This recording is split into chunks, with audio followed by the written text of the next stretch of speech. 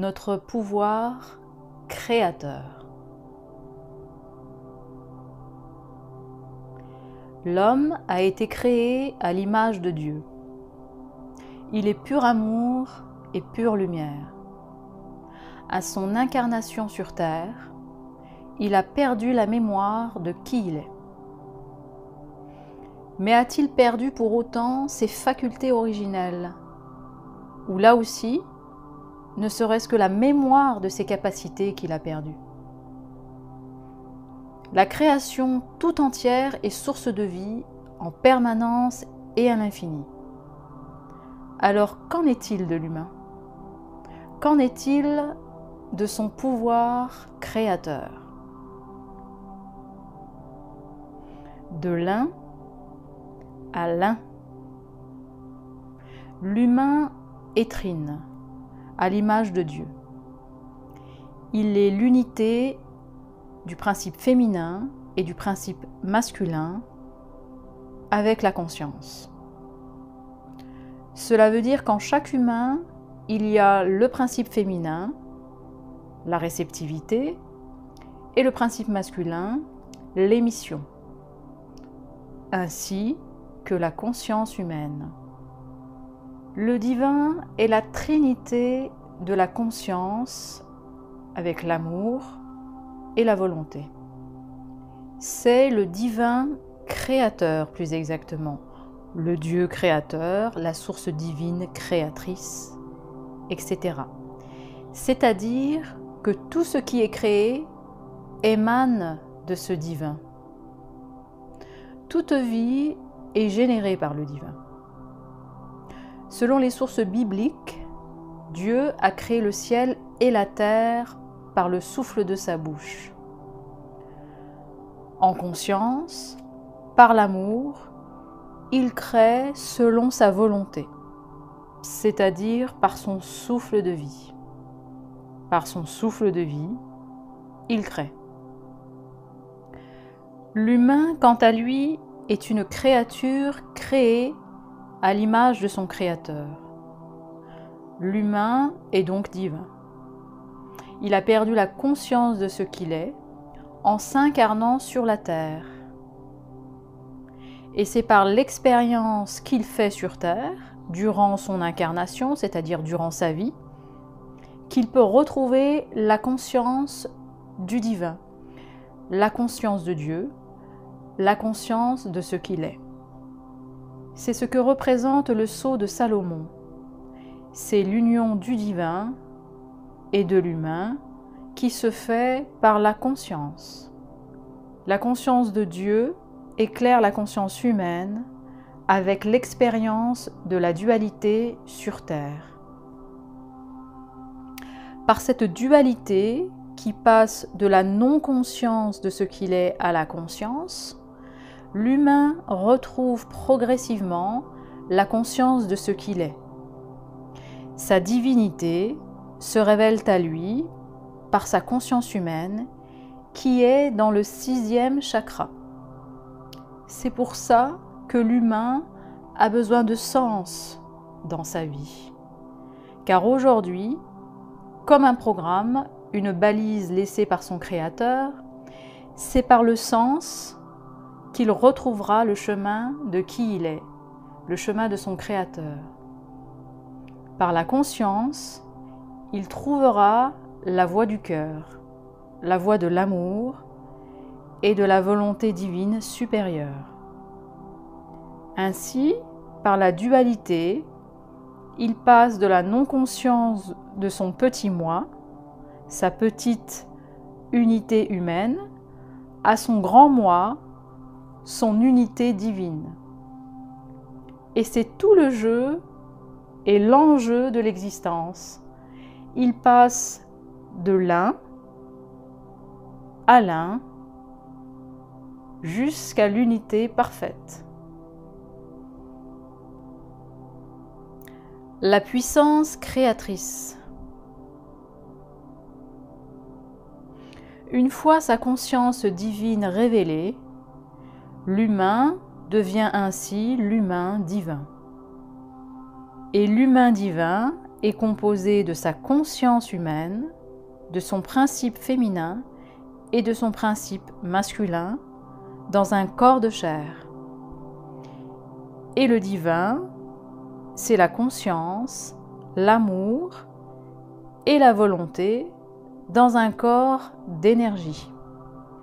En effet, le corps physique est maintenu en vie par notre corps énergétique, qui est fait de l'esprit et de l'âme divine. Le corps énergétique, fait de l'esprit et de l'âme, maintient en vie et en équilibre le corps physique par le pouvoir créateur divin.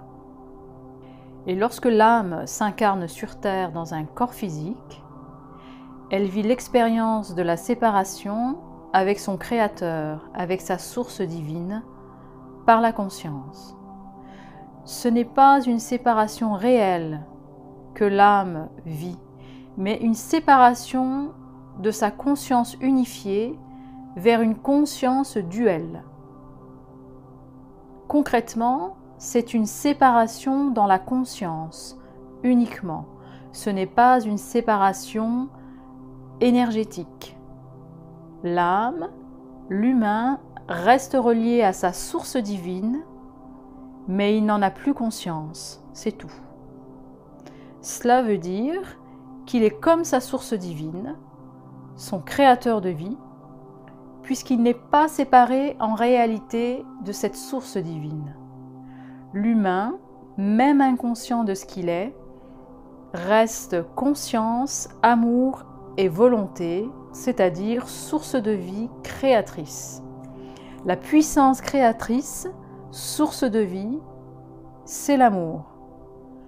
L'humain est cet amour. Sa puissance créatrice réside dans son féminin, comme Dieu. Alors comment cela fonctionne-t-il exactement? Dieu, par sa conscience, génère une sorte de pensée, une énergie. Il l'alchimise par sa puissance créatrice, qui est l'amour, puis par sa volonté, il crée. Et l'humain fonctionne de la même manière. Il pense par sa conscience humaine, il ressent ensuite dans son cœur cette pensée, cette énergie, il l'alchimise, puis par sa volonté, donc ses actions, il va créer sa pensée, la manifester, la rendre réelle. Et pourtant, la plupart des vies que les humains mènent ne reflètent souvent pas ce qu'ils désirent dans leur cœur, mais souvent l'inverse. Alors que chacun a le potentiel de créer absolument tout ce qu'il désire, ce qu'il veut. En effet, la mémoire de séparation d'avec la source divine, d'avec Dieu, a fait naître la peur de la séparation. Cette peur dévie le pouvoir créateur, dévie le pouvoir de la volonté de l'humain. Le processus de création originelle, conscience, désir du cœur, création, devient conscience, peur du cœur, création. Selon le choix de la personne, son comportement, il manifestera son désir ou sa peur. L'humain crée car il est une puissance créatrice d'amour et par la volonté, il manifeste ce qu'il veut. Mais plus exactement, il manifeste ce qu'il est. S'il est dans la non-conscience de ce qu'il est, il créera un monde basé sur ses peurs, projeté et dicté par son ego, son petit moi. Ou s'il vit dans la conscience divine, il va créer un monde basé sur l'amour, dicté par son cœur, par sa volonté divine, son grand moi. Il crée ainsi par la conscience, à travers son cœur ouvert au divin, par sa volonté, c'est-à-dire ses actions, et ses paroles. Ainsi, être dans l'amour, pour l'humain divin, n'est pas suffisant, car l'humain divin crée depuis sa conscience. Il crée ce qu'il a dans le cœur, c'est-à-dire l'amour, depuis sa conscience et par sa volonté. L'humain divin crée ce qu'il est, l'amour, tout simplement. S'il est amour et conscience, il créera un monde d'amour et ordonné, conscient, universel. S'il est dans la peur, il créera un monde égotique, de ténèbres et de chaos, de séparation, de division, à l'image de sa conscience duelle, divisée. Le pouvoir créateur. Alors comment être dans la conscience et l'amour? Pour cela, l'humain a besoin de trouver le fil conducteur de sa vie, le sens profond de son existence, c'est-à-dire s'arrêter un instant, contempler sa vie et mettre du sens dans ses souffrances, dans ses échecs, ses victoires. S'il y a de l'amour ou pas pour lui-même, pour les autres, s'il y a de la conscience qu'une force de vie supérieure existe et interagit avec lui. Regardez les peurs, les ténèbres et le chaos dans chaque vie, y mettre de la conscience, puis de l'ordre, par des actions et des paroles justes, dictées par son cœur, par l'amour qu'il a en lui, par l'amour qu'il est. Sans volonté, sans action, rien ne se passe, car l'action elle-même déclenche le processus du pouvoir créateur.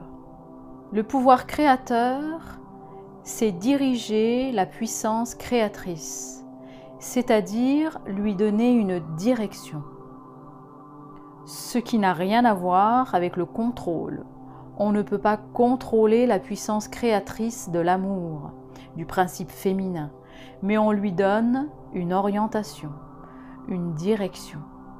C'est le principe masculin qui a le pouvoir de donner une direction à l'énergie créatrice divine de l'amour. C'est le principe masculin en chaque être humain qui permet de créer, de manifester à l'extérieur l'énergie du cœur qui se trouve à l'intérieur. Dans le monde incarné de la matière, le pouvoir créateur passe par l'action, qui va déclencher tout un processus dans la matière sur Terre pour se réaliser. Et aujourd'hui, le divin s'incarne sur la Terre progressivement.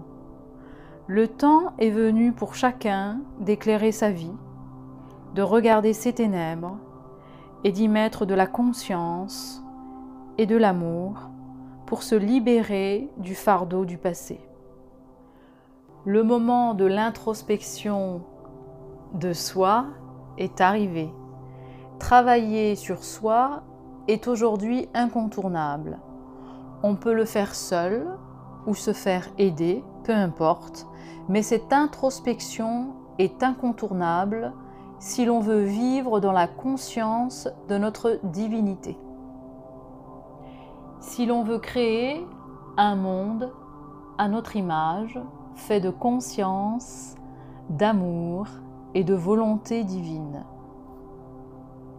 Il existe aussi dans notre histoire collective une énergie raccourcie pour se libérer de toutes les mémoires du passé, souvent trop lourdes, avec un karma parfois inextricable, une énergie de conscience et d'amour la plus élevée qui ait existé sur la terre, c'est le Christ, Jésus-Christ. Comme il est l'incarnation la plus élevée de la conscience divine et de l'amour divin, son énergie aide à se purifier des ténèbres, des parties non conscientes de nous-mêmes, pour ne pas passer trop de temps, car nous avons souvent des mémoires bloquantes qui ont des millénaires, voire plus.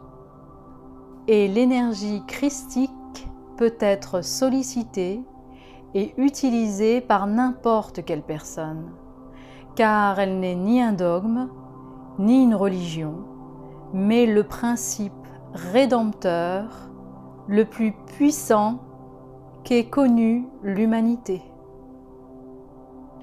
Alors, prenez conscience de qui vous êtes, intégrez et agissez.